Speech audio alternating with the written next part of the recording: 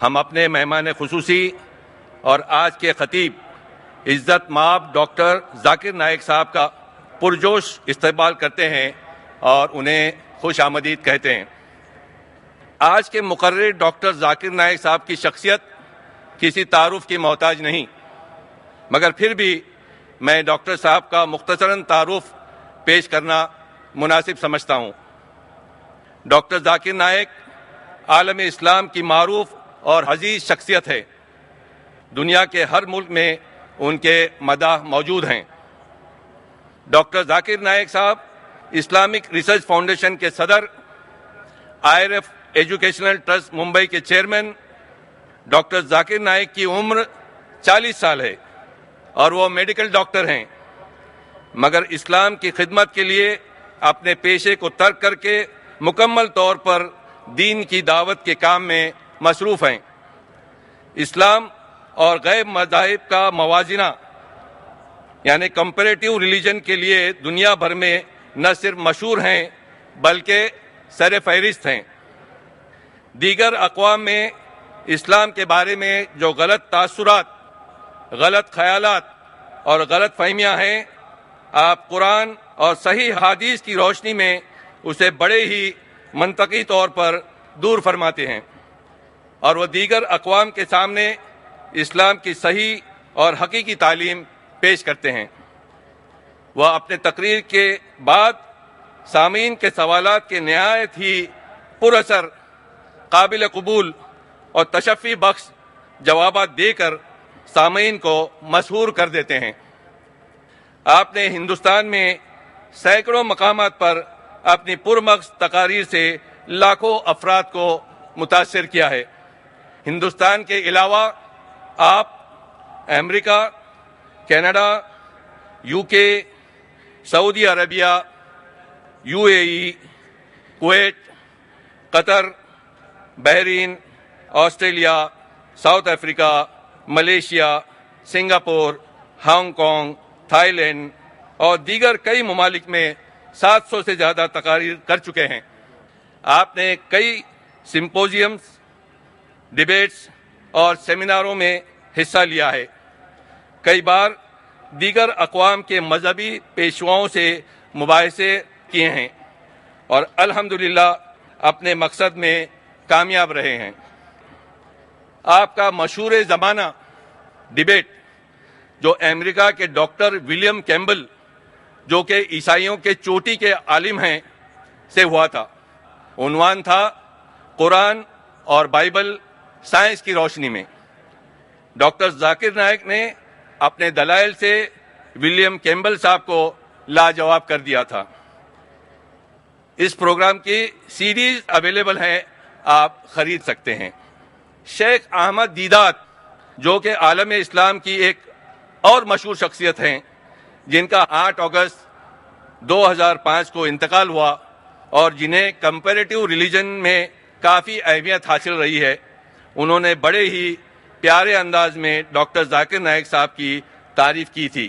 انہوں نے کہا تھا، ہی از دیدات پلس۔ احمد دیدات نے مئی 2000 میں ڈاکٹر ذاکر نائک صاحب کو ایک سند پیش کی، جس پر جلی حرفوں میں یہ جملہ کنندہ ہے: ڈاکٹر ذاکر نائک نے دعوت کے کاموں میں اور کمپیریٹیو ریلیجن کے سلسلے میں ایک منفرد مقام حاصل کر لیا ہے۔ احمد دیدات کہتے ہیں، جو کام میں 40 سالوں میں کر پایا، انہوں نے 4 سالوں میں کر دکھایا۔ یہ انتہائی بڑا اعزاز ہے۔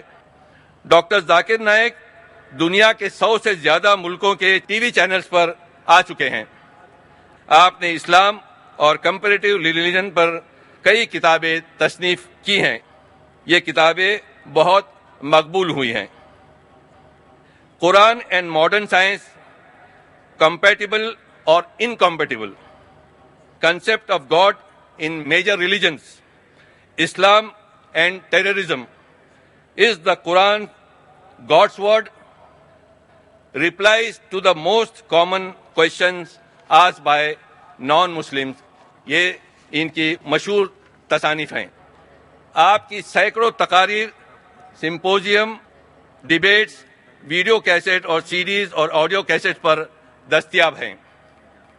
मुअज़्ज़िज़ ख़वातीन व हज़रात, ये था डॉक्टर ज़ाकिर नाइक का मुख्तसरन तारुफ।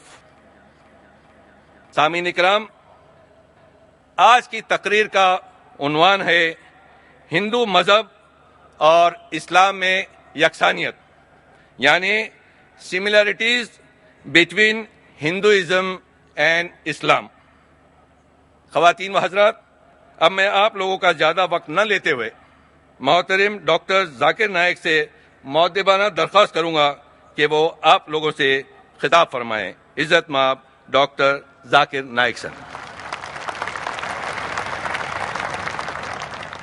अल्हम्दुलिल्लाह वस्सलातु वस्सलाम अला रसूलिल्लाह व अला आलिहि व सहबिहि अजमईन, अम्मा बाद। अऊज़ु बिल्लाहि मिनश शैतानिर रजीम, बिस्मिल्लाहिर रहमानिर रहीम। कुल या अहलल किताब तालू इला कलिमतिन सवाइम बैनना बैनकुम अल्ला नअबुदा इल्लल्लाह वला नुश्रिका बिही शैय्यन वला यत्तखिज़ बादुना बादन अरबाबन मिन दुनिल्लाह फ़इन तवल्लौ फ़कुलू अशहदु बिअन्ना मुस्लिमून रब्बि इश्रह ली सदरी व यस्सिर ली अमरी वहलुल उक़दतम मिन लिसानी यफ़क़हू क़ौली। जनाब मुनव्वर पीर भाई साहब, जनाब अनवर मुख्तार साहब, जनाब मंजूर शेख साहब, मेरे मोहतरम बुजुर्गों और मेरे अजीज भाइयों और बहनों, मैं आप सबका खैर मकदम करता हूं इस्लामिक तरीके से। अस्सलामु अलैकुम व रहमतुल्लाहि व बरकातुहू। अल्लाह सुब्हानहू व तआला की सलामती, रहमत और बरकत आप सब पर हो। आप जानते हैं कि अक्सर मैं तकरीर सिर्फ अंग्रेजी में ही करता हूं। चंद मौकों पर जब ऑर्गेनाइजर्स इसरार करते हैं, मैं कोशिश करता हूं मेरी कमजोर उर्दू या कमजोर हिंदी में तकरीर करने की, जैसे कि आज का मौका है। आप जानते हैं कि मेरी तालीम अंग्रेजी में हुई है और अल्हम्दुलिल्लाह मैं अंग्रेजी जबान पर महारत रखता हूं, जो कि मैं उर्दू जबान पे नहीं रखता हूं। जाहिर है कि मैं इस उर्दू तकरीर में काफी गलतियां करूंगा, जिसके लिए तकरीर के शुरू में ही मैं आप सबसे माजरत चाहता हूं और उम्मीद करता हूं कि इंशाअल्लाह आप मेरी इन गलतियों को नजरअंदाज करेंगे और इस तकरीर के मवाद, इस तकरीर के पैगाम पे तवज्जो देंगे। आज के तकरीर का मौजू है हिंदू धर्म और मजहब इस्लाम में यकसानियत। मैंने इस तकरीर के शुरू में कुरान मजीद की एक आयत सूरह अल इमरान सूरा नंबर 3 आयत नंबर 64 की तिलावत की, जिसमें अल्लाह सुब्हानहू व तआला फरमाते हैं, कुल या अहलल किताब, कहो अहले किताब से, तालो इला कलिमतिन सवाइम बैना बैनकुम, आओ उस बात की तरफ जो आप और हम में यकसा है। सबसे पहली बात है अल्लाह नअबुदा इल्लल्लाह, हम सिर्फ अल्लाह सुब्हानहू व तआला, सिर्फ खुदा की इबादत करें। वला नुश्रिका बिही शैय्यन, हम खुदा के साथ किसी और को शरीक न करें। वला यत्तखिज़ बादुना बादन अरबाबन मिन दुनिल्लाह, हम हमारे में से किसी और को खुदा के अलावा किसी को रब ना बनाएं। फन तवल्लो, अगर वो मुड़ जाए, फकुल अशहदु बिअन्ना मुस्लिमून, हम शहादत देते हैं कि हम मुस्लिम हैं और हम हमारी सारी रजा अल्लाह के हवाले करते हैं। ये कुरान मजीद की आयत कहती है, कुल या अहलल किताब, कहो अहले किताब से, यहूद और नसारा से। ये आयत खुसूसन अहले किताब के लिए है, लेकिन आम तौर पे ये कोई भी गैर मुसलमान के लिए इस्तेमाल की जाती है। अल्लाह फरमाते हैं, तालो इला कलिमतिन सवाइम बैनना बैनकुम, आओ उस बात की तरफ जो आप और हम में यकसा है। सबसे पहली बात अल्लाह नअबुदा इल्लल्लाह, हम सिर्फ एक खुदा की इबादत करें। कोई भी मजहब, कोई भी धर्म समझने के लिए हमें धर्म کے ماننے والوں کو نہیں دیکھنا چاہیے، کیونکہ اکثر دھرم کے ماننے والے یا مذہب کے ماننے والے خود نہیں جانتے ان کا دھرم یا ان کا مذہب کیا کہہ رہا ہے۔ سب سے اچھا اور سب سے بہترین طریقہ کوئی بھی دھرم یا مذہب کو جاننے کے لیے ہے کہ اس مذہب کی کتابوں کا مطالعہ کیجیے۔ اسی لیے اگر ہم ہندو دھرم کو جاننا چاہتے ہیں تو ہمیں ہندو کو نہیں دیکھنا چاہیے، ہمیں تحقیق کرنا چاہیے ہندو دھرم کی کتابوں کا۔ اور سب سے اونچی، سب سے اہم ہندو دھرم کی کتاب ہے وید۔ یہ وید ہندو دھرم میں سب سے اہم کتاب ہے۔ اس کے بعد ہے اپنشد، پراناس، اتہاس، منوسمرتی، لیکن سب سے اہم ہے وید۔ اگر ہم مذہب اسلام کو جاننا چاہتے ہیں تو ہمیں مسلمانوں کو نہیں دیکھنا چاہیے، ہمیں تحقیق کرنا چاہیے مذہب اسلام کی کتابوں کا۔ اور سب سے اہم کتاب مذہب اسلام میں ہے قرآن مجید۔ قرآن مجید سب سے اہم کتاب ہے مذہب اسلام میں۔ اور اس کے بعد ہے صحیح حدیث۔ اس تقریر میں میں ان یکسانیت کا ذکر نہیں کروں گا جو عام ہندو اور عام مسلم جانتے ہیں۔ ہم سب جانتے ہیں کہ دونوں مذاہب میں لکھا ہے کہ جھوٹ نہیں بولنا چاہیے، ہمیشہ سچ بولنا چاہیے، چوری نہیں کرنا چاہیے، ڈاکہ نہیں ڈالنا چاہیے، غلط بات نہیں بولنا چاہیے، ایمانداری سے پیش آنا چاہیے۔ یہ چیزیں جو عام ہندو اور مسلمان جانتے ہیں، میں اس کا تذکرہ اس تقریر میں نہیں کروں گا۔ میں صرف ان یکسانیت کا ذکر کروں گا جو عام ہندو اور عام مسلم نہیں جانتے کہ یہ دونوں مذاہب میں موجود ہے، دونوں دھرموں میں موجود ہے۔ ہندو دھرم اور مذہب اسلام میں یکسانیت جاننے کے پہلے ہم یہ جان لیں ہندو دھرم اور مذہب اسلام کی کیا معنی ہے۔ یہ لفظ ہندو یہ ایک جغرافیکل ڈیفینیشن ہے، جغرافیکل ڈیفینیشن ہے، علاقے کے اعتبار سے تعریف ہے۔ اور ہندو اسے کہتے ہیں وہ لوگوں کو جو انڈس ندی کے پاس رہتے ہیں یا سندھو ندی کے پاس رہتے ہیں۔ ہسٹورینز کہتے ہیں کہ یہ لفظ ہندو سب سے پہلی بار استعمال کیا تھا عربوں نے جب وہ ہندوستان آئے۔ کچھ ہسٹورینز یہ بھی کہتے ہیں کہ یہ لفظ پرشینز نے استعمال کیا تھا جب وہ ہندوستان میں آئے ہمالیہ کے اور سے۔ جب ہم encyclopedia of religion and ethics پڑھتے ہیں، اس انسائکلوپیڈیا میں لکھا ہوا ہے جلد نمبر 6 حوالہ نمبر 699 میں کہ یہ لفظ ہندو کوئی بھی بھارتی کتاب میں موجود نہیں تھا جب تک مسلمان ہندوستان میں نہیں آئے۔ اور پنڈت جواہر لال نہرو کہتے ہیں اپنی کتاب میں دا ڈسکوری آف انڈیا صفحہ نمبر 74 اور 75 میں کہ جب ہم تحقیق کرتے ہیں یہ لفظ ہندو سب سے پہلی بار ایک تانترک میں آتا ہے 8ویں صدی میں، اور سب سے پہلی بار جب استعمال کیا گیا اس کے معنی تھے لوگوں کے لیے، دھرم کے لیے کبھی بھی استعمال نہیں کیا گیا، دھرم کے لیے استعمال حال ہی میں کیا جا رہا ہے۔ اسی لیے ہمیں پتہ لگتا ہے کہ یہ لفظ ہندو ایک جغرافیکل ڈیفینیشن ہے، علاقائی اعتبار سے کہا جاتا ہے ان لوگوں کو جو لوگ سندھو ندی یا اندو ندی کے پاس رہتے ہیں۔ اس کا استعمال دھرم کے لیے حال ہی میں ہوا ہے۔ اب ہم سمجھیں گے ہندوازم یا ہندو دھرم کی معنی کیا ہے۔ یہ لفظ ہندوازم ہندو سے آتا ہے اور سب سے پہلی بار استعمال کیا تھا انگریزوں نے 19ویں صدی میں، اور ہندوازم یہ لفظ استعمال کیا تھا اس بھارت دیش میں جو لوگ رہتے ہیں ان کے دھرموں کو بتانے کے لیے ایک لفظ استعمال کیا گیا تھا، ہندوازم.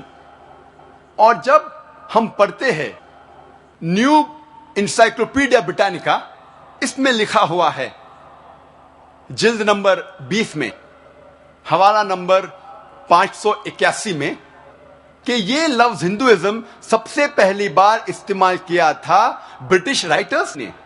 برٹش رائٹرز، انگریز لیکھکوں نے استعمال کیا تھا ان لوگوں کے لیے جن کا دھرم ہندوستان میں، اس بھارت میں جو لوگ رہتے ہیں، ان کے دھرموں کو، ان کے بلیفز کو، ان کے فیتھس کو، ان کے ریلیجنز کو ڈسکرائب کرنے کے لیے ایک لفظ استعمال کیا گیا تھا، ہندوازم.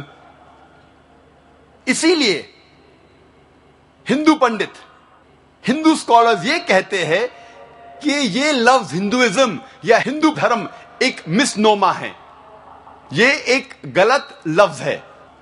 صحیح لفظ ہونا چاہیے سناتن دھرم یا ویدک دھرم، کیونکہ وہ کہتے ہیں کہ ہم ویدا میں مانتے ہیں، اور سوامی وویکانندا کہتے ہیں کہ یہ لفظ ہندو غلط استعمال ہے، ہونا چاہیے ویدنتسٹ، کیونکہ سوامی وویکانندا کہتے ہیں کہ ہمیں ماننا چاہیے وید کو. اس لیے صحیح لفظ ہے ویدنتسٹ اور ویدک دھرم یا سناتن دھرم. اب ہم تذکرہ کریں گے اسلام کا. یہ لفظ اسلام آتا ہے سلم سے، جس کے معنی ہے امن یا سلامتی. یہ لفظ اسلام سلم سے بھی آتا ہے، جس کے معنی ہے اپنی رضا اللہ کے حوالے کرنا. مختصراً اسلام کے معنی ہے سلامتی یا امن حاصل کرنا اپنی رضا اللہ کے حوالے کرنے کے بعد. اور یہ لفظ اسلام قرآن اور صحیح حدیث میں کئی بار آتا ہے. اس کا ذکر قرآن میں سورہ ال عمران سورہ نمبر 3 آیت نمبر 19 میں، اور سورہ ال عمران سورہ نمبر 3 آیت نمبر 85 میں. اور جو شخص اپنی رضا اللہ کے حوالے کرتا ہے اسے کہتے ہیں مسلم. اور یہ لفظ مسلم کا ذکر بھی کئی بار قرآن مجید اور حدیث میں آتا ہے. اس کا ذکر، مسلم لفظ کا ذکر سورہ ال عمران سورہ نمبر 3 آیت نمبر 64 میں بھی آتا ہے، اور سورہ فصلت سورہ نمبر 41 آیت نمبر 33 میں بھی آتا ہے. اور لفظ اسلام کا ذکر آتا ہے سورہ ال عمران سورہ نمبر 3 آیت نمبر 19 میں، اور سورہ ال عمران سورہ نمبر 3 آیت نمبر 85 میں. اب ہم تذکرہ کریں گے ہندو دھرم اور مذہب اسلام میں یکسانیت. ہم پہلے ذکر کریں گے ہندو دھرم اور مذہب اسلام کے ایمان کے ارکان کی یکسانیت کے بارے میں. اللہ سبحانہ و تعالیٰ فرماتے ہیں سورہ بقرہ میں سورہ نمبر 2 آیت نمبر 177 میں، نیکی یہی نہیں ہے کہ آپ اپنا منہ مشرق یا مغرب کی طرف موڑو. نیکی یہ ہے کہ آپ اللہ پر ایمان لاؤ، آخرت پر ایمان لاؤ، اس کے ملائکہ پر ایمان لاؤ، اس کے کتابوں پر ایمان لاؤ، اس کے نبیوں اور پیغمبروں پر ایمان لاؤ. ذکر آتا ہے صحیح مسلم میں جلد نمبر 1 کتاب الایمان میں پارٹ نمبر 2 حدیث نمبر 6 میں، ایک شخص محمد صلی اللہ علیہ وسلم کے پاس آتے ہیں اور ان سے پوچھتے ہیں ایمان کیا ہے؟ اللہ کے رسول فرماتے ہیں ایمان وہ ہے کہ آپ اللہ سبحانہ و تعالی پر ایمان لاؤ،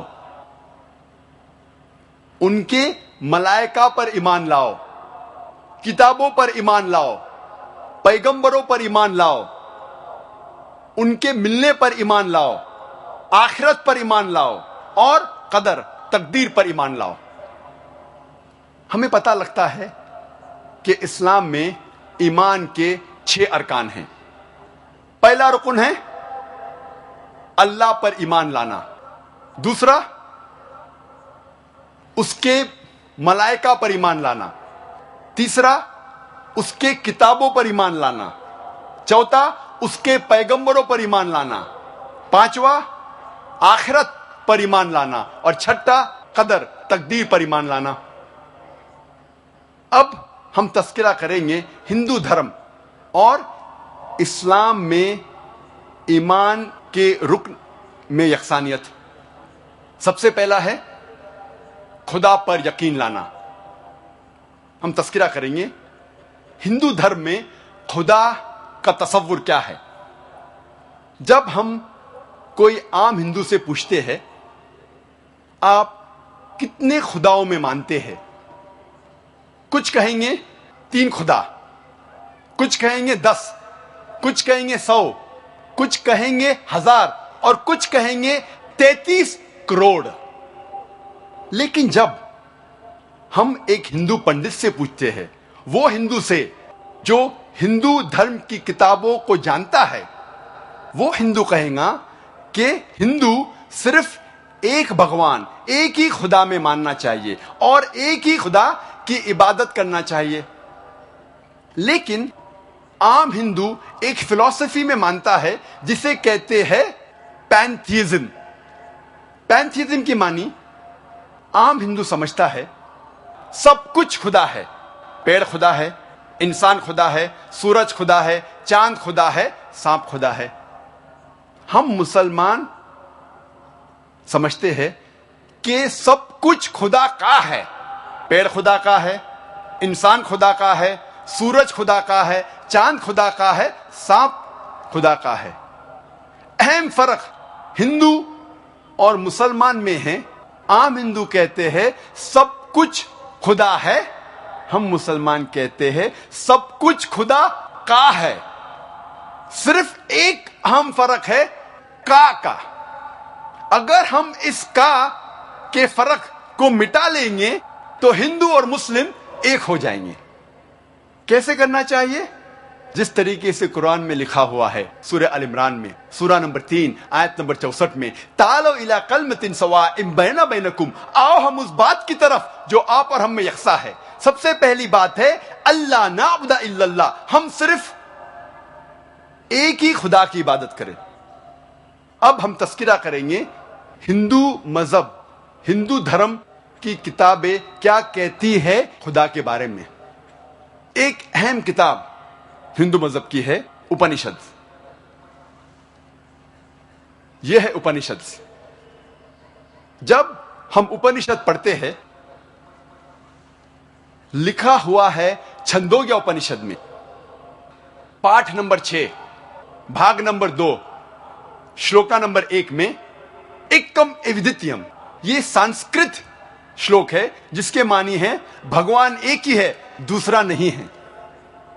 لکھا ہوا ہے شویتا شتاروپنشد میں پاٹھ نمبر 6 شلوکا نمبر 9 میں ناچسیہ کسج جنیتا نچ دیپا، جس کے معنی ہے اس بھگوان، اس خدا کا کوئی بھی رب نہیں ہے، اس خدا، اس بھگوان کا کوئی بھی والدین نہیں ہے، نہ پتا ہے نہ ماتا ہے، نہ باپ ہے نہ ماں ہے، کوئی بھی رکھوالا نہیں ہے۔ لکھا ہوا ہے شویتا شتاروپنشد میں پاٹھ نمبر 4 میں شلوک نمبر 19 میں نہ تسیہ پرتیما استی، اس بھگوان، اس خدا کی کوئی بھی پرتیما نہیں ہے۔ پرتیما کی معنی عکس، اسٹیچو، اسکلپچر، فوٹوگراف، پینٹنگ، یہ سب پرتیما کی معنی ہے۔ اس بھگوان، اس خدا کا کوئی بھی پرتیما نہیں ہے، نہ کوئی تصویر ہے، نہ کوئی اسکلپچر ہے، نہ کوئی اسٹیچو ہے، نہ کوئی بت ہے، نہ کوئی پینٹنگ ہے۔ لکھا ہوا ہے بھگوت گیتا میں، جو سب سے زیادہ پڑھی جانے والی کتاب ہے۔ بھگوت گیتا میں بھگوان کا تصور ہے۔ پاٹھ نمبر 7 میں شلوکا نمبر 20 میں all those whose intelligence has been stolen by material desires they worship demigods، جو پیسے کے پیچھے بھاگتا ہے وہ غلط خداؤں کی پوجا کرتا ہے۔ اور کچھ ترجمہ بھگوت گیتا میں لکھا ہوا ہے کہ جو آدمی پیسے کے پیچھے بھاگتا ہے وہ بت پرستی کرتا ہے۔ بھگوت گیتا میں لکھا ہوا ہے پاٹھ نمبر 10 میں شلوکا نمبر 3 میں میں بھگوان پیدا نہیں ہوا ہوں, میری شروعات نہیں ہے, میں سارے عالموں کا رب ہوں. اور سب سے اہم کتاب ہندو دھرم میں ہے وید. جب ہم وید پڑھتے ہیں, یجروید میں لکھا ہوا ہے, پاٹھ نمبر 32 منترا نمبر 3 میں, ن تسیہ پرتیما استی, اس بھگوان, اس خدا کی کوئی بھی پرتیما نہیں ہے, کوئی بھی بت نہیں ہے, کوئی بھی عکس نہیں ہے, کوئی بھی اسٹیچو نہیں ہے, اسکلپچر نہیں ہے, فوٹوگراف نہیں ہے, پینٹنگ نہیں ہے. ذکر ہے یجروید میں پاٹھ نمبر 40 منترا نمبر 9 میں, اندھاتم پرویشنتی یا اسمبھوتی مپاستے. یہ سنسکرت شلوک ہے جس کے معنی ہے اندھاتم, اندھکار میں, پرویشنتی, داخل ہو رہے ہیں. جو لوگ اسمبھوتی کی پوجا کرتے, اسمبھوتی کی معنی نیچرل تھنگز, قدرتی چیزیں, ہوا, پانی, آگ. یجروید میں لکھا ہوا ہے اندھکار میں داخل ہو رہے ہیں وہ لوگ جو قدرتی چیزوں کی عبادت کرتے ہیں, پوجتے ہیں, جیسے کہ ہوا, پانی, آگ. اور آگے لکھا ہوا ہے اور گھور اندھکار میں داخل ہو رہے ہیں وہ لوگ جو سمبھوتی کی پوجا کرتے ہیں. سمبھوتی کی معنی انسان کی بنائی ہوئی چیزیں جیسے ٹیبل, کرسی, بت وغیرہ. اگر آپ قدرتی چیزوں کی عبادت کرتے ہیں تو آپ اندھکار میں داخل ہو رہے ہیں. اگر آپ بنائی ہوئی چیزوں کی عبادت کرتے ہیں تو آپ اور گھور اندھکار میں داخل ہو رہے ہیں. لکھا ہوا ہے یجروید میں پاٹھ نمبر 40 منترا نمبر 8 میں, اس بھگوان کا کوئی بھی عکس نہیں ہے اور وہ پاک ہے. اتھروا وید میں آتا ہے یہ اتھروا وید. اتھروا وید میں لکھا ہوا ہے کتاب نمبر 20 میں, پاٹھ نمبر 58 میں, منترا نمبر 3 میں, دیو مہا اسی, مہان ہے وہ خدا. اور سب سے اہم وید ہے رگ وید. یہ ہے رگ وید. چاروں ویدوں میں سے سب سے اہم وید ہے رگ وید. رگ وید میں لکھا ہوا ہے کتاب نمبر 1 پاٹھ نمبر 164 منترا نمبر 46 میں, ایکم ست وپر بہودا ویدانتے, جس کے معنی ہے ستیہ ایک ہے, خدا ایک ہے, اور سنت انہیں کئی ناموں سے پکارتے ہیں. اور ایک جگہ لکھا ہوا ہے رگ وید میں کتاب نمبر 10 پاٹھ نمبر 114 منترا نمبر 5 میں کہ آپ بھگوان کو, آپ خدا کو کئی ناموں سے پکار سکتے ہیں. اور رگ وید میں صرف کتاب نمبر 2 پاٹھ نمبر 1 میں 33 صفت, 33 نام خدا کے دیے گئے ہیں. ان میں سے ایک ہے رگ وید کتاب نمبر 2 پاٹھ نمبر 1 منترا نمبر 3 میں برہما. برہما کہتے ہیں انگریزی میں کریٹر. جب ہندی میں کہتے ہیں اسے کہتے ہیں بنانے والا, اور جب اردو یا عربی میں کہتے ہیں اسے کہتے ہیں خالق. ہم مسلمانوں کو کوئی اعتراض نہیں اگر کوئی اللہ کو خالق کہہ رہا ہے یا بنانے والا کہہ رہا ہے یا کریٹر پکار رہا ہے. لیکن اگر کوئی شخص کہتا ہے کہ برہما وہ ہے اور اس کو ایک عکس دیتا ہے, ایک پرتیما دیتا ہے, اور کہتا ہے کہ اس کے 4 سر ہے اور ہر سر پہ ایک مکھٹ ہے, تو ہم مسلمان اس پر اعتراض کرتے ہیں. اور آپ شویتا سوتارا اپنشد پاٹھ نمبر 4 شلوک نمبر 19 کے خلاف جا رہے ہیں جس میں لکھا ہوا ہے نہ تسیہ پرتیما استی, اس خدا, اس بھگوان کا کوئی بھی پرتیما نہیں ہے. اور ایک نام رگ وید کتاب نمبر 2 پاٹھ نمبر 1 منترا نمبر 3 میں ہے وشنو. विष्णु अंग्रेजी में है सस्टेनर चेरिशर, हिंदी में हम कहेंगे पालने वाला, उर्दू या अरबी में कहेंगे रब। हम मुसलमानों को कोई एतराज नहीं अगर कोई कहता है कि अल्लाह रब है या पालने वाला है या चेरिशर या सस्टेनर है, लेकिन अगर कोई शख्स विष्णु को कोई अक्स देता है, कोई प्रतिमा देता है और कहता है कि विष्णु वो खुदा है जिसके 4 हाथ है, एक हाथ में है चक्रा, दूसरे हाथ में है शंख, और वो पानी पे जा रहा है सांप के ऊपर या हवा में उड़ रहा है गरुड़ा पे, हम मुसलमान इस पर एतराज करते हैं। और आप यजुर्वेद पाठ नंबर 32 मंत्र नंबर 3 के खिलाफ जा रहे हैं, जिसमें लिखा हुआ है न तस्य प्रतिमा अस्ति, उस खुदा उस भगवान की कोई भी प्रतिमा नहीं है।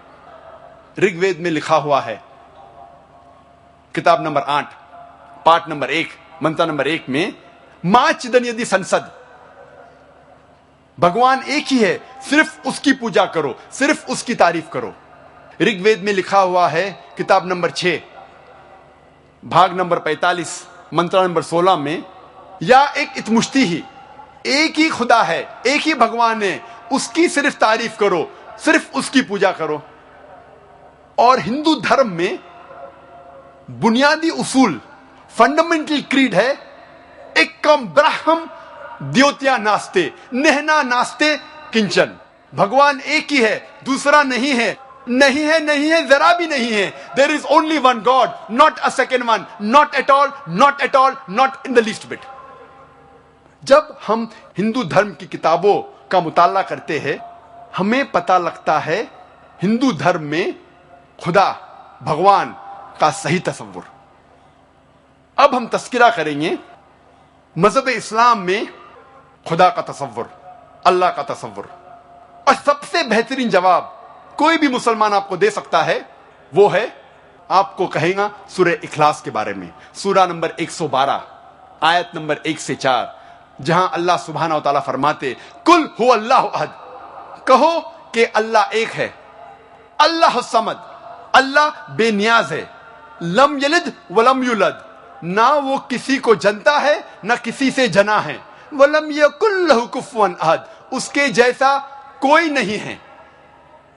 ये 4 आयतों जो सूरह इखलास की है, सूरा नंबर 112 आयत नंबर 1 से 4, ये अल्लाह सुब्हानहू व तआला की तारीफ है। इसे मैं कहता हूं the touch stone of theology. थियो मीन्स गॉड, खुदा, लॉजी मीन स्टडी, जिसके मानी है स्टडी ऑफ गॉड, खुदा की स्टडी। ये टच स्टोन है थियोलॉजी का। टच स्टोन उर्दू में मैं कहूंगा तलिस्मा।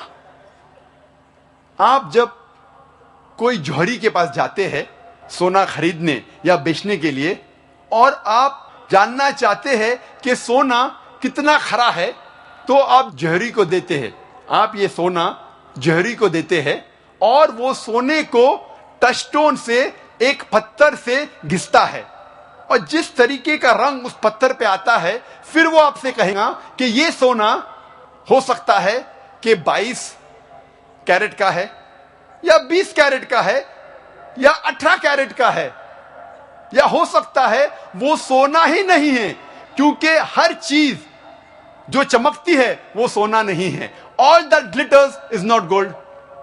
इसे कहते हैं टच स्टोन। सूरह इखलास is the touch stone of theology.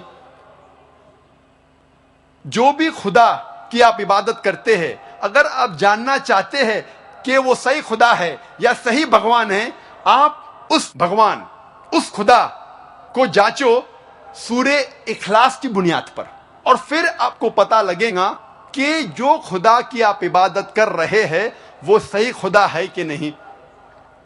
मिसाल के तौर पे कई लोग भगवान रजनीश को खुदा मानते हैं। एक तकरीर के बाद जब क्वेश्चन आंसर का सिलसिला चल रहा था, एक हिंदू भाई ने मुझसे कहा, डॉक्टर जाकिर नाइक, हम भगवान रजनीश को खुदा नहीं मानते। मैंने कभी भी नहीं कहा कि हिंदू भगवान रजनीश को खुदा मानते हैं। मैं हिंदू धर्म की किताबों को पढ़ चुका हूं, कहीं भी नहीं लिखा हुआ है कि भगवान रजनीश खुदा है। میں نے کہا کچھ لوگ مانتے ہیں کہ بھگوان رجنیش خدا ہے، اور آپ تو جانتے ہوں گے بھگوان رجنیش کے بارے میں. آپ جانتے ہیں کیا نہیں؟ آپ بھگوان کو جانتے ہیں کیا نہیں؟ جانتے، کیونکہ اس کا تعلق اس شہر، اس سٹی پونا سے ہے. اس کا مرکز پونا ہی ہے. اب ہم دیکھیں گے کیا بھگوان رجنیش صحیح خدا ہے کیا نہیں. سب سے پہلا ٹیسٹ، پہلی آیت، کل هو اللہ احد، کہو کہ اللہ ایک ہے. کیا بھگوان رجنیش ایک ہے؟ کیا وہ ایک ہی انسان ہے جس نے کہا کہ میں بھگوان ہوں، کہ میں خدا ہوں؟ کئی انسانوں نے کہا کہ میں خدا ہوں. خصوصاً اس دیش ہندوستان میں، اس دیش بھارت میں ہزاروں انسانوں نے کہا کہ میں خدا ہوں. وہ ایک ہی نہیں ہے.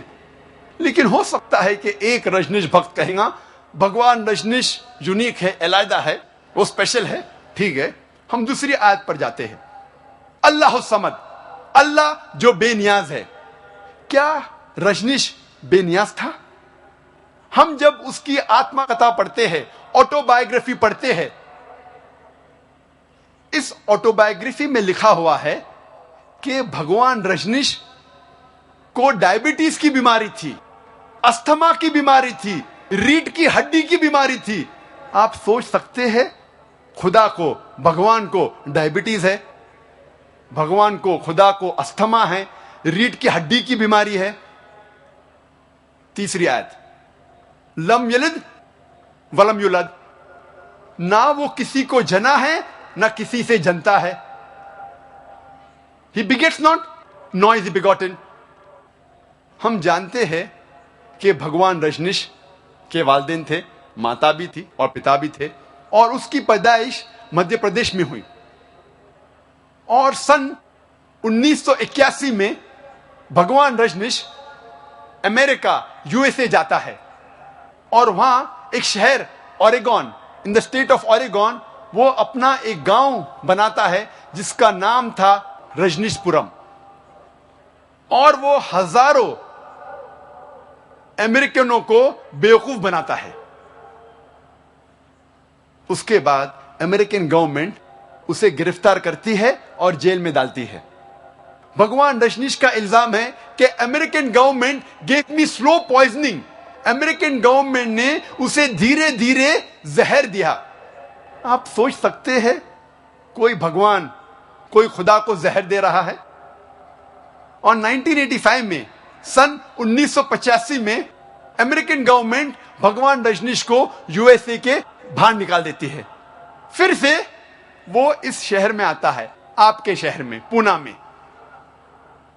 اور اپنے مرکز اوشو کمیون، آج اس کا نام ہے اوشو کمیون، وہ جاتا ہے.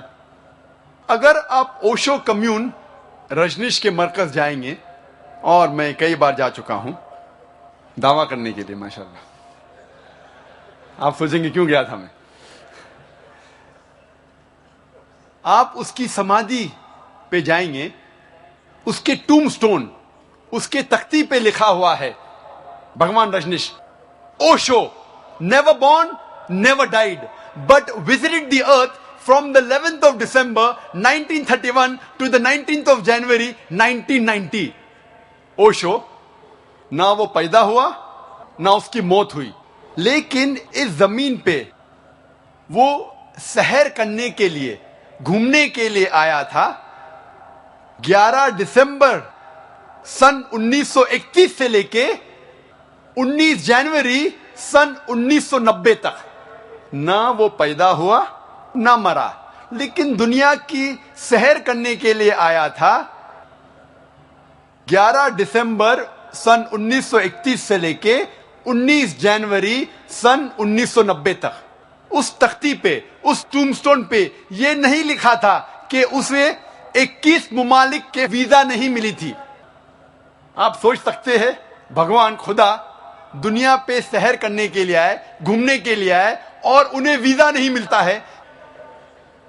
اور آرک بشپ آف گریس، انہوں نے کہا کہ اگر آپ بھگوان رجنیش کو اس دیش سے نہیں نکالتے ہیں، ہم اس کا گھر جلائیں گے اور اس کے شاگردوں کا گھر جلائیں گے.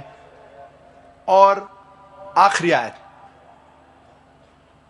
آخری امتحان. ولم یکن لہ کفوا احد, اس کے جیسا کوئی نہیں ہے. اگر ہم خدا کو, اللہ کو کسی کے برابر کر سکے, اللہ کے ساتھ کسی کو برابر کر سکے کائنات میں کس سے بھی, تو وہ خدا نہیں, تو وہ اللہ نہیں. ولم یکن لہ کفوا احد. ہم اگر اللہ کے ساتھ کسی کی برابری کر سکے اس دنیا میں, تو وہ خدا ہی نہیں. ہم جانتے ہیں کہ بھگوان رجنیش, اس کے 2 آنکھ تھے عام انسان جیسے, 1 ناک, 1 منہ, 2 کان, 2 ہاتھ, اس کی سفید داڑھی تھی. اگر ہم خدا کے ساتھ کسی کی برابری کر سکے اس دنیا میں, اس کائنات میں, تو وہ خدا ہی نہیں. اگر کوئی شخص کہتا ہے کہ بھگوان, خدا آرنلڈ شوارزنیگر سے 1000 گنا طاقتور ہے. آپ جانتے ہوں گے آرنلڈ شوارزنیگر, اس کو ٹائٹل ملا تھا مسٹر یونیورس, مسٹر ورلڈ, سب سے طاقتور انسان اس دنیا میں, اس کائنات میں, اس کو ٹائٹل ملا تھا. آرنلڈ شوارزنیگر USA کا ہے.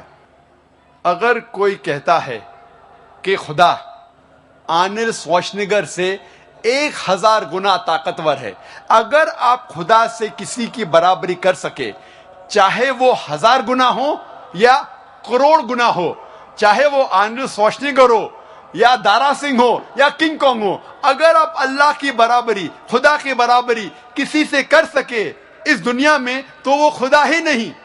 وَلَمْ يَكُنْ لَهُ كُفُوًا أَحَدٌ. یہ ہے 4 آیتوں کا تصور اللہ سبحانہ وتعالیٰ کے لیے. اللہ سبحانہ وتعالیٰ فرماتے ہیں سورہ اسراء میں, سورہ نمبر 17 آیت نمبر 110 میں, جس کی تلاوت قاری صاحب نے کی تھی, قُلِ ادعوا اللَّهَ أَوِ ادعوا الرَّحْمَٰنَ أَيَّمَّا تَدْعُوا فَلَهُ الْأَسْمَاءُ الْحُسْنَىٰ. چاہے آپ پکارو اللہ سے یا رحمان سے, چاہے اللہ کے نام سے پکارو یا رحمان کے نام سے پکارو, کوئی بھی نام سے پکارو, اللہ کے سب سے بہترین, سب سے خوبصورت نام ہے. اور اس کا ذکر سورہ اسراء سورہ نمبر 17 آیت نمبر 110 کے علاوہ سورہ آراف سورہ نمبر 7 آیت نمبر 180, سورہ طٰہٰ سورہ نمبر 20 آیت نمبر 8 اور سورہ الحشر سورہ نمبر 59 آیت نمبر 24 میں بھی آتا ہے کہ اللہ سبحانہ و تعالیٰ کے سب سے بہترین, سب سے خوبصورت نام ہیں. آپ کوئی بھی نام سے پکارو, لیکن اچھے نام سے پکارو, خوبصورت نام سے پکارو, وہ نام جو اللہ سبحانہ و تعالیٰ اپنے بارے میں پکارنا پسند کرتا ہے. اور قرآن اور حدیث میں اللہ سبحانہ و تعالیٰ کی 99 صفت ہے. No less than 99 attributes have been given to Allah subhanahu wa ta'ala. جیسے کہ الرحمن, الرحیم, الحکیم, الخالق, اور سب سے اوپر ہے اللہ. ہم مسلمان اللہ کو اس عربی لفظ اللہ سے کیوں پکارنا پسند کرتے ہیں؟ کیونکہ یہ لفظ اللہ جو عربی ہے, اس کو توڑا یا مروڑا نہیں جا سکتا ہے. اکثر جتنی بھی دیگر زبانوں میں اللہ کا جو ترجمہ ہوتا ہے, یا جس دیگر زبانوں میں اللہ کو بلایا جاتا ہے, اس الفاظ کو توڑا یا مروڑا جا سکتا ہے. مثال کے طور پہ انگریزی میں ہم کہتے ہیں گاڈ. اس لفظ گاڈ کو توڑا یا مروڑا جا سکتا ہے. مثال کے طور پہ اگر گاڈ کو ہم جوڑتے ہیں ایس, تو ہو جاتا ہے گاڈز, پلورل آف گاڈ, خدا کی جمع. اگر ہم جوڑتے ہیں گاڈ کو DESS, تو ہو جاتا ہے گاڈس, جس کے معنی ہے مؤنث خدا.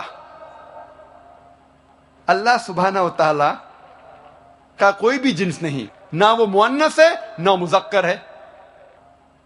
اور اللہ ایک ہے, اللہ کی جمع نہیں ہے. قل هو اللہ احد, کہو کہ اللہ ایک ہے.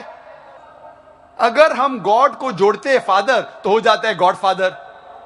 اسلام میں اللہ فادر یا اللہ ابا جیسی کوئی چیز نہیں ہے, اللہ پتا نہیں ہے. اگر ہم جوڑتے ہیں مدر, تو ہو جاتا ہے گاڈ مدر.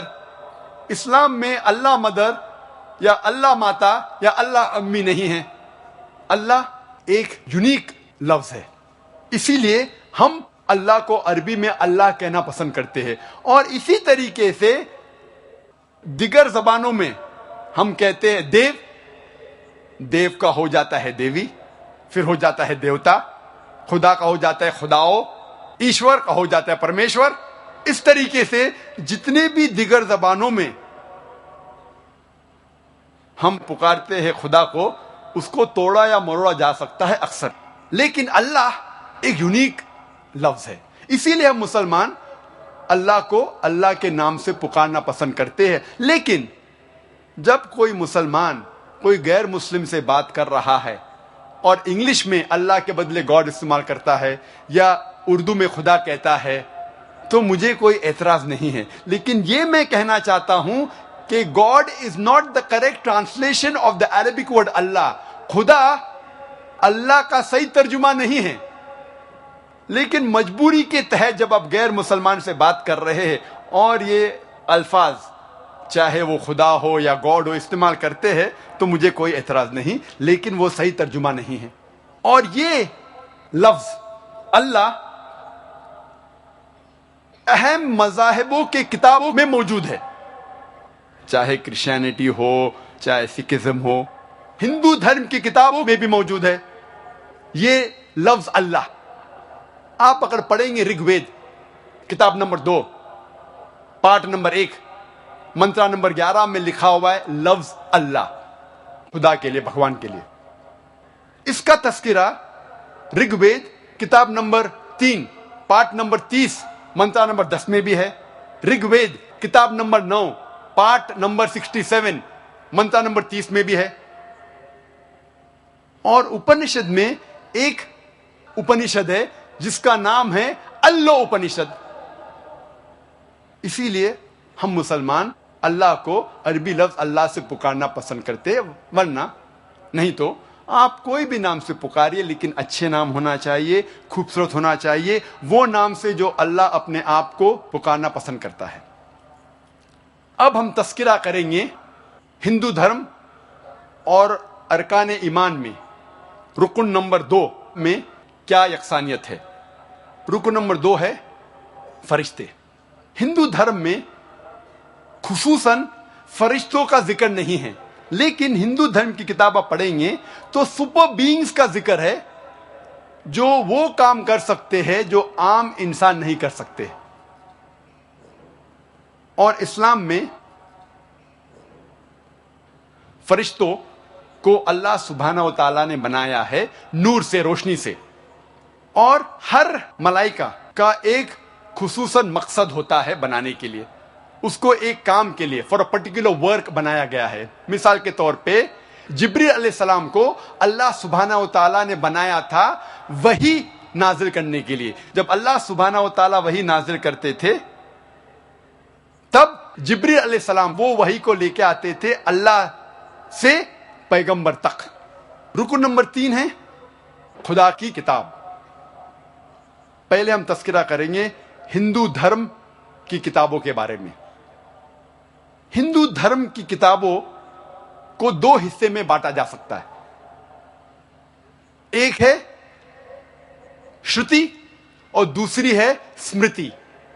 شروتی کی معنی ہے سمجھنا، وحی اس کی معنی ہے ٹو انڈرسٹینڈ، ٹو ریویل. اور شروتی ہندو اسکالرز کے حساب سے بھگوان کی کتاب ہے،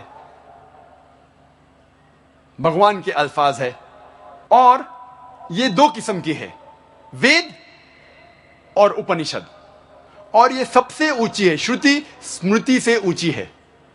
اور ہندو دھرم کے اسکالرز کہتے ہیں کہ یہ دونوں بھگوان کی کتابیں ہیں. وید 4 قسم کے ہیں، رگ وید، یجروید، سام وید اور اتھروا وید. یہ ہے رگ وید، یہ ہے یجروید، یہ ہے سام وید. یہ 3 وید پہلے آئے، اس کے بعد آیا اتھروا وید. وید کے معنی ہے نالج، علم. لیکن کب یہ وید وجود میں آیا کوئی بھی نہیں جانتا ہے. کب، کون سی تاریخ کو یہ وید وجود میں آیا کوئی بھی نہیں جانتا ہے، اس میں اختلاف ہے۔ سوامی دیانند سرسوتی کہتے ہیں کہ وید 131 کروڑ سال پرانی ہیں، لیکن اکثر ہندو اسکالرز کہتے ہیں کہ وید تقریباً 4000 سال پرانی کتاب ہے۔ یہ پرتھوی کے کس بھاگ میں سب سے پہلے یہ وید آئی، یہ کسی کو نہیں پتا۔ کون سے رشی پہ نازل ہوئی یا کس نے لکھا، یہ نہیں پتا۔ کب، کہاں، کون سی تاریخ، کس جگہ، نہیں پتا۔ اس کے باوجود ہندو اس وید کو سب سے اہم کتاب مانتے ہیں ہندو دھرم کی، اول سب سے اہم۔ اگر کوئی بھی دوسری کتاب وید سے ٹکراتی ہے تو ماننا چاہیے وید کی بات۔ پھر دوسرے نمبر پہ آتی ہے اپنیشد۔ اپنیشد کے معنی ہیں Upanishad, to sit down near, نیچے بیٹھنا۔ جب گرو اپنے شاگردوں کو علم دیتا ہے اور بیٹھتا ہے اسے کہتے ہیں اپنیشد۔ اپنیشد کی معنی بھی ہے علم جو اندھکار کو دور کرتا ہے۔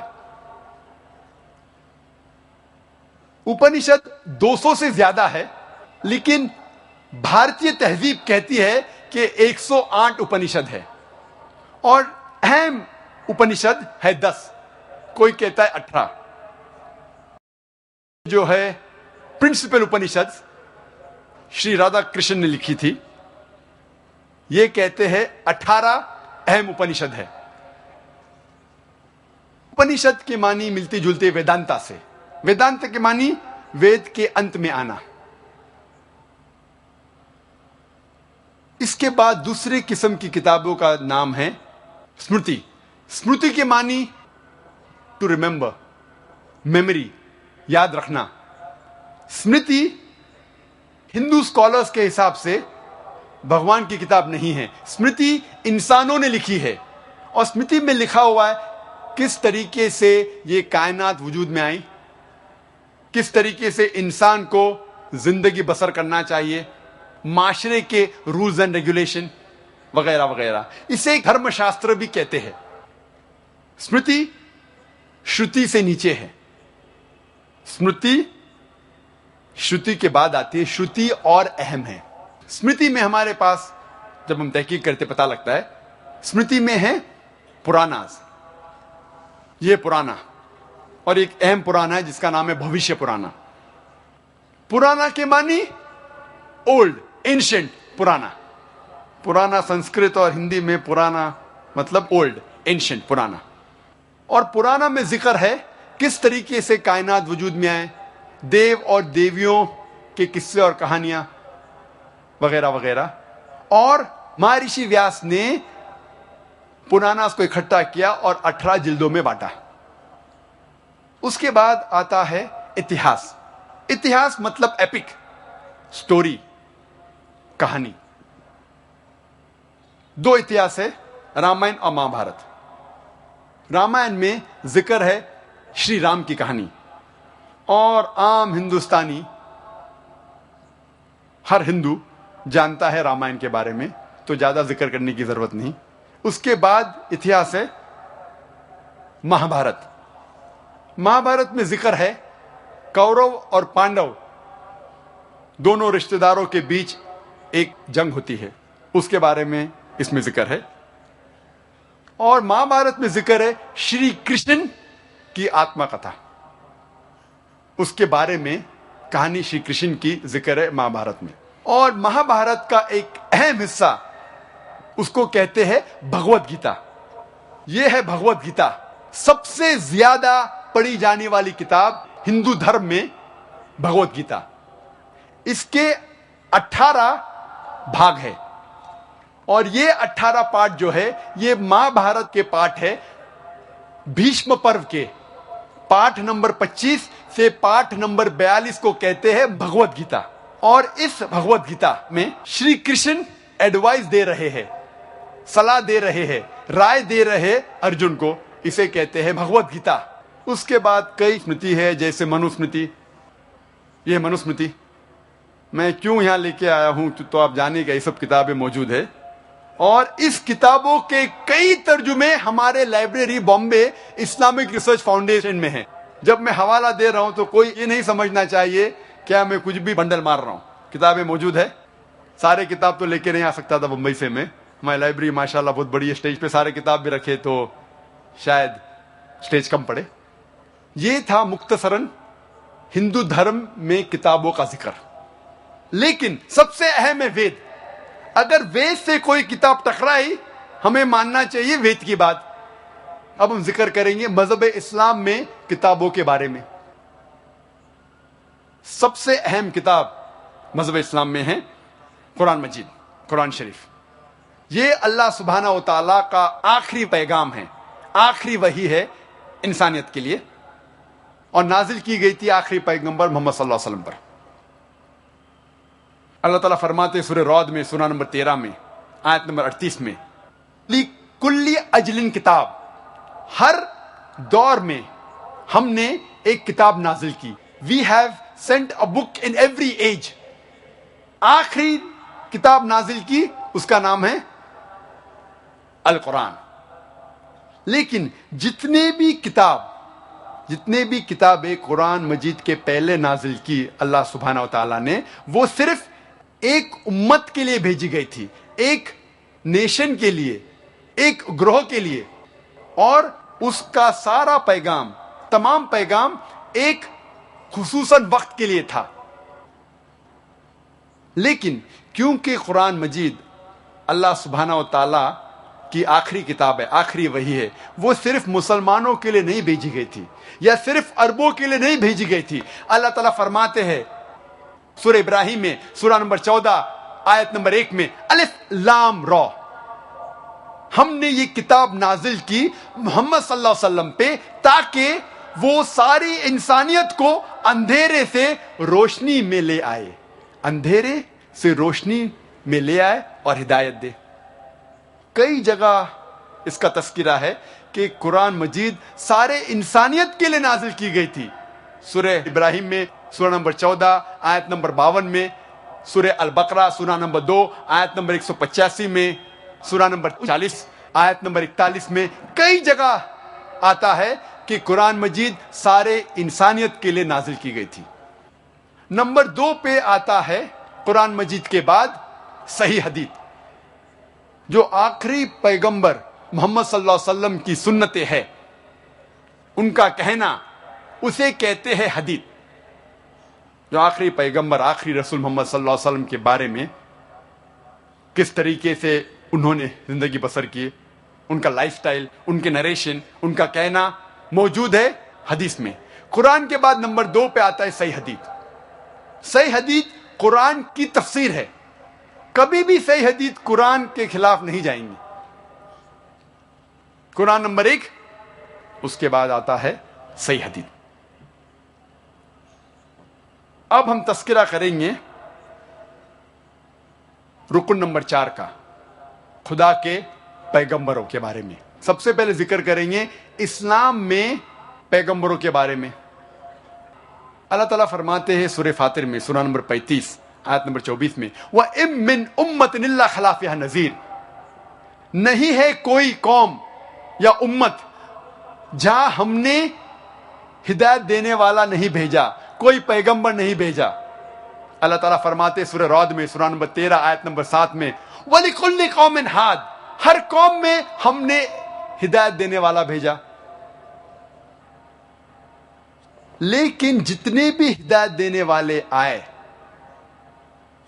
آخری پیغمبر محمد صلی اللہ علیہ وسلم کے پہلے، وہ صرف اپنی قوم، اپنی امت، اپنی گروہ کے لیے آئے، اور جو پیغام وہ لے کے آئے صرف محدود تھا ایک وقت کے لیے. لیکن کیونکہ محمد صلی اللہ علیہ وسلم آخری پیغمبر تھے، جس کا ذکر ہے قرآن مجید میں سورہ احزاب سورہ نمبر 33 آیت نمبر 40 میں، کیونکہ وہ آخری پیغمبر تھے، آخری رسول تھے، آخری نبی تھے، وہ صرف مسلمانوں یا صرف عربوں کے لیے نہیں بھیجے گئے تھے. اللہ تعالیٰ فرماتے سورہ انبیاء میں سورہ نمبر 21 آیت نمبر 107 میں، وَمَا أَرْسَلْنَاكَ إِلَّا رَحْمَةً لِلْعَالَمِينَ، ہم نے ان کو بھیجا محمد صلی اللہ علیہ وسلم کو رحمت بنا کے سارے عالموں کے لیے، سارے انسانیت کے لیے، سارے جہاں کے لیے۔ اللہ تعالیٰ دہراتے ہیں سورہ سبا میں، سورہ نمبر 34 آیت نمبر 28 میں، وما ارسلناک الا کافۃ للناس بشیرا ونذیرا، ہم نے بھیجا محمد صلی اللہ علیہ وسلم کو ایک عالمی پیغمبر بنا کے، لیکن اکثر انسانیت اب تک نہیں جانتی، کیونکہ محمد صلی اللہ علیہ وسلم آخری پیغمبر تھے، وہ صرف عربوں یا مسلمانوں کے لیے نہیں بھیجے گئے تھے، سارے انسانیت کے لیے بھیجے گئے تھے۔ اب ہم ذکر کریں گے ہندو دھرم میں پیغمبروں کے بارے میں۔